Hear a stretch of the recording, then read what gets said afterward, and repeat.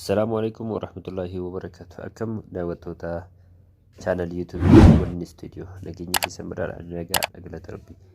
إجا فيديو تناكي ستيسيتينجي واتساب بريدو تناكي سنجرسي سانا فانبوا سندو رجرو وري channel كناف ما بلهنتان يوتيوب كي سنة رسيناتي ولين استوديو جدا سيرشي غودا إسا كنا سبسكرايب غوجودا اتفايا دماشين جدا. إجا غربانو تكينا تيوس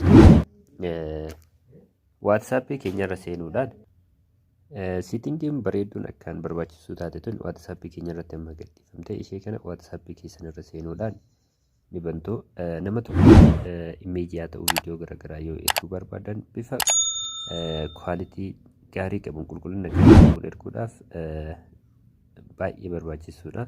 Kanaaf maqaa nama waa erguu fi barbaadan sanirra ni seentu gara gadiitti buutanii wanti erguu fi barbaadan sun image yaa ta'u viidiyoo irra ni seentu.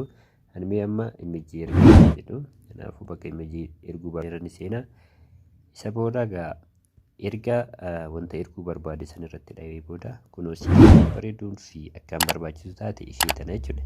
HD ishee tana bifa qulqullina olaanaa qabduudhaan ishee kana irratti erga haala kanaan filannee booda ishee irratti dhoofna jechuudha.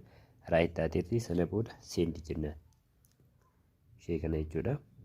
Seendinni haala kanaan ergina jechuudha. Wow.